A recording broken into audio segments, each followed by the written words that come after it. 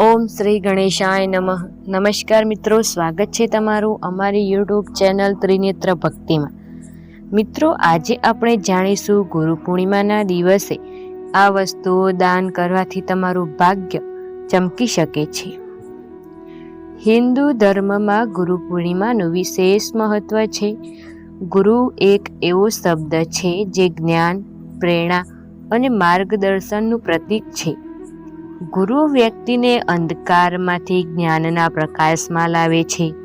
ગુરુ વ્યક્તિને સાચો માર્ગ બતાવે છે. ગુરુ પૂર્ણિમાને વ્યાસ પૂર્ણિમા અને વેદ પૂર્ણિમા તરીકે ઓળખવામાં આવે છે. કેલેન્ડર મુજબ ગુરુ પૂર્ણિમાના દર વર્ષ અષાઢ મહિનાની પૂર્ણિમાની તારીખે ઉજવવામાં આવે છે. આ વર્ષ ગુરુ પૂર્ણિમા 21મી જુલાઈએ ઉજવાશે. ગુરુ પૂર્ણિમાના મહત્વને ગુરુ અને શિષ્ય વચ્ચેના પવિત્ર સંબંધનું પ્રતીક પણ માનવામાં આવે છે. હવે આવી સ્થિતિમાં ગુરુ પૂર્ણિમાના દિવસે દાન કરવાનું વિશેષ મહત્વ સમજાવવામાં આવ્યું છે. ગુરુ પૂર્ણિમા, જેને વ્યાસ પૂર્ણિમા તરીકે પણ ઓળખવામાં આવે છે, હિન્દુ ધર્મમાં મહત્વનો તહેવાર. આ દિવસ ભગવાન વેદવ્યાસને સમર્પિત છે, જેઓ મહાભારત અને અન્ય હિન્દુ ગ્રંથોના લેખક તરીકે જાણીતા છે.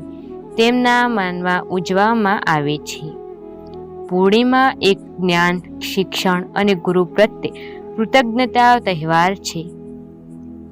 કેસરને ગુરુગ્રહનું પ્રિય માનવામાં આવે છે. ગુરુ પૂર્ણિમાના દિવસે કેસરનું દાન કરવું ખૂબ જ શુભ છે. તે દાન કરવાથી જ્ઞાન, બુદ્ધિ, શિક્ષણ અને સફળતા મળે છે. કેસરનું દાન કરવાથી ગુરુની કૃપા મળે છે અને કુંડળીમાં હાજર ગુરુ દોષ દૂર થાય છે. ગુરુ પૂર્ણિમાના દિવસે પીળા વસ્ત્રોનું દાન કરો. પીળો રંગ ગુરુનું પ્રિય રંગ માનવામાં આવે છે. તેથી ગુરુ પૂર્ણિમાના દિવસે પીળા વસ્ત્રોનું દાન કરવાથી વ્યક્તિને જીવનમાં સફળતા મળે છે અને ભાગ્યશાળી પણ બની શકે છે. ગુરુ પૂર્ણિમાના દિવસે ચણાનું દાન કરો. ચણાનું દાન એ ગુરુ પૂર્ણિમાના દિવસે કરવાનું વિશેષ દાન છે. ચણાનું દાન કરવાથી ગુરુની કૃપા જળવાઈ રહે છે. તેની સાથે જ કુંડળીમાં હાજર ગુરુ દોષથી પણ રાહત મળે છે. તેથી આ દિવસે ખાસ કરીને ચણાનું દાન કરો. ગુરુ પૂર્ણિમાના દિવસે ઘીનું દાન કરવું એ એક વિશેષ દાન છે. ઘી ભગવાન વિષ્ણુ અને ગુરુગ્રહનું પ્રિય છે. ઘીને પણ જ્ઞાનનો કારક માનવામાં આવે છે. તેથી ગુરુ પૂર્ણિમાના દિવસે ઘીનું દાન કરવામાં વ્યક્તિ શુભ ફળ મેળવી શકે છે. ગુરુ પૂર્ણિમાના દિવસે તુલસી સંબંધિત આ ઉપાયો કરવાથી ભગવાન વિષ્ણુ અને આશીર્વાદ પ્રાપ્ત થાય છે. હિન્દુ ધર્મમાં ગુરુ પૂર્ણિમાનું વિશેષ મહત્વ છે. આ દિવસે ભગવાન વિષ્ણુની સાથે ગુરુની પણ પૂજા કરવાની માન્યતા છે. ગુરુ પૂર્ણિમાના દિવસે માળા પહેરો. તમને દરેક ક્ષેત્રમાં સફળતા મળશે. દરેક પ્રકારની માળા પહેરવા વિશે જ્યોતિષ શાસ્ત્રમાં સમજાવવામાં આવ્યું છે. હળદરની ગાંઠની માળા વિશે જાણીએ. સનાતન ધર્મમાં તમામ તિથિઓનું વિશેષ મહત્વ છે. અષાઢ માસની પૂર્ણિમાના દિવસે ગુરુ પૂર્ણિમા ઉજવવામાં આવે છે. આ વર્ષ ગુરુ પૂર્ણિમા 21મી જુલાઈએ છે. આ તારીખે મહાભારતના રચયિતા ઋષિ વેદવ્યાસજીનો જન્મ થયો હતો. તેથી આ દિવસે ગુરુ પૂર્ણિમા તરીકે ઓળખવામાં આવે છે.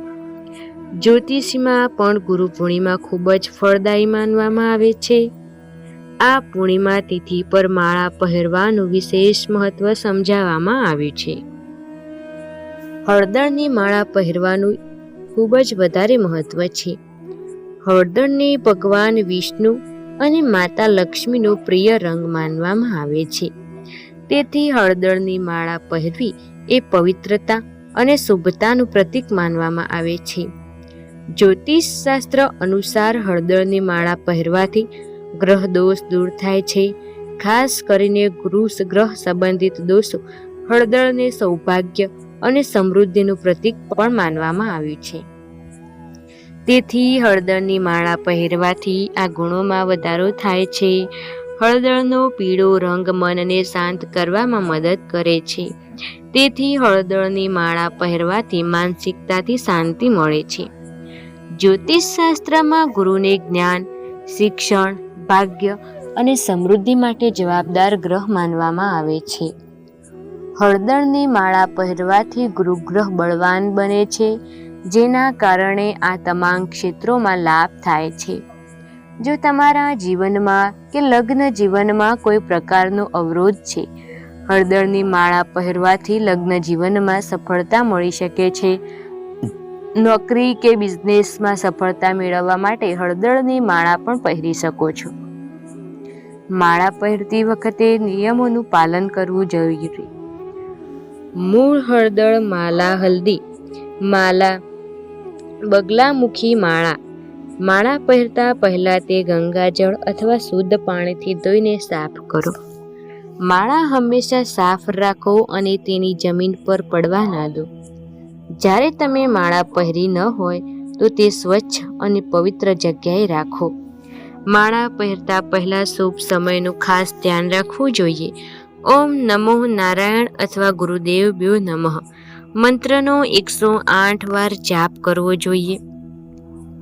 ગુરુ પૂર્ણિમા અને મહર્ષિ વેદવ્યાસને ખાસ સંબંધ જાણવો છે તો ગુરુ પૂર્ણિમાના દિવસે ભગવાન વિષ્ણુ અને મહર્ષિ વ્યાસજીની પૂજા કર્યા બાદ ચણાની દાળ, પીળી મીઠાઈ કે પીળા વસ્ત્રોનું દાન કરવું જોઈએ.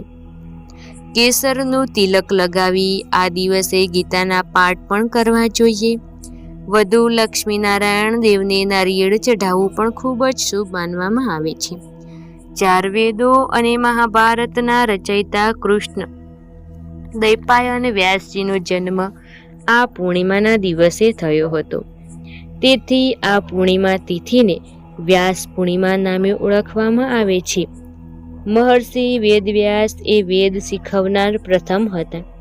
તેથી તેમને હિન્દુ ધર્મમાં પ્રથમ ગુરુનો દરજ્જો આપવામાં આવ્યો છે. જો કે મહાજ્ઞાની વેદવ્યાસજીના જન્મની વાત ખૂબ જ અદ્ભુત છે. મત્સ્યગંધા નામ મુજબ જ તેના શરીરમાંથી માછલીની ગંધ આવતી હતી. દંતકથા અનુસાર એક વખત મહર્ષિ પરાશર વર્ષોની તપસ્યા બાદ નગરમાં પાછા આવે છે ત્યારે રસ્તામાં એક નદી આવે છે, જેને નાવમાં બેસીને ઓળંગવી પડે છે.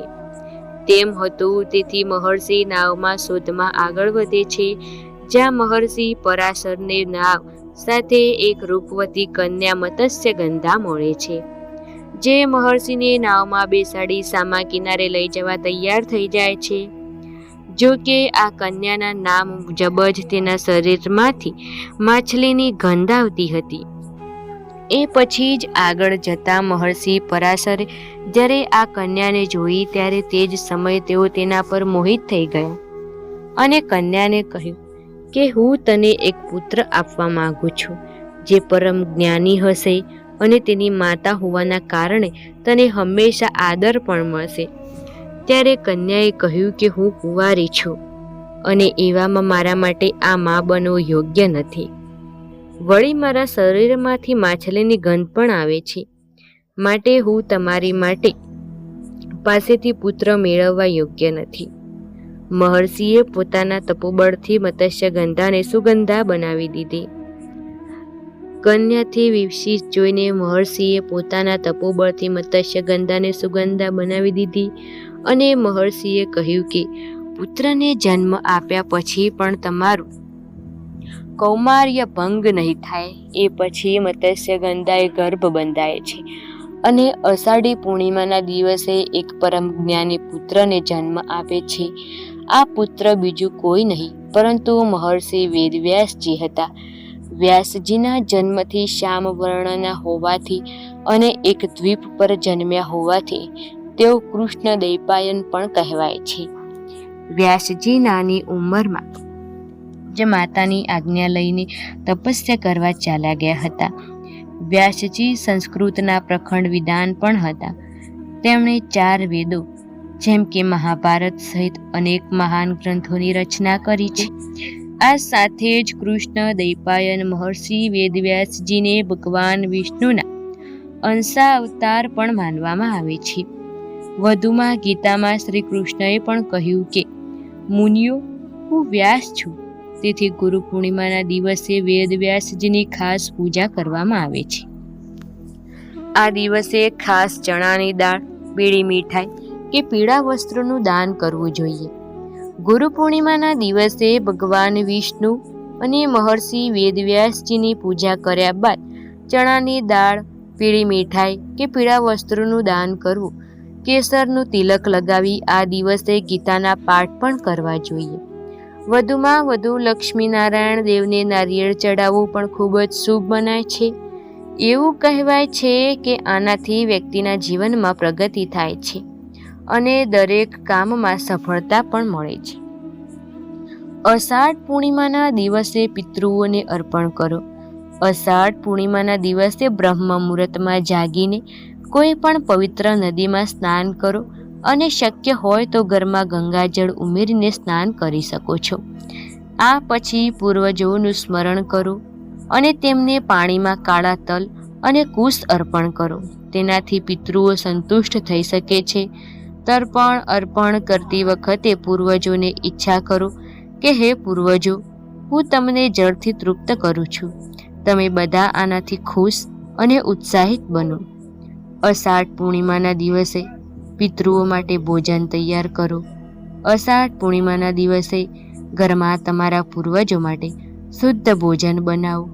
આ ખોરાકનો અમુક ભાગ ગાય, કૂતરા વગેરેને ખવડાવો. પિંડદાન પણ કરો અને જરૂરિયાતમંદોને દાન કરો. આમ કરવાથી ક્રોધિત પિતૃઓ પ્રસન્ન થાય છે અને વ્યક્તિને સુખ સમૃદ્ધિના આશીર્વાદ પણ મળે છે. આ સાથે વ્યક્તિને બીમારીઓથી પણ રાહત જોવા મળે છે. અષાઢ પૂર્ણિમાના દિવસે 4 મુખી દીવો પ્રગટાવવો જોઈએ. અષાઢ પૂર્ણિમાની રાત્રે ચંદ્રને કાચું દૂધ, જળ અને સફેદ ફૂલ ચડાવીને અર્ધ ચડાવવું જોઈએ. આ સિવાય પૂર્ણિમાના દિવસે 4 મુખી દીવો પ્રગટાવવાથી પિતૃઓની આત્માને શાંતિ મળે છે. આ ઉપરાંત વ્યક્તિને તમામ દેવી દેવતાઓની કૃપા પણ પ્રાપ્ત થાય છે. તેની સાથે જ તિથિએ પિતૃ સ્તોત્રનો પાઠ કરવાથી વ્યક્તિ સુખ, સમૃદ્ધિ અને સૌભાગ્યવતી પ્રાપ્ત કરી શકે છે. મિત્રો, વિડીયો પસંદ આવે તો વિડીયોને લાઈક, શેર, કમેન્ટ કરજો અને ચેનલમાં નવા હોય તો ચેનલને સબસ્ક્રાઈબ કરજો. આવા જ તાજા વિડીયો જોવા માટે ધન્યવાદ.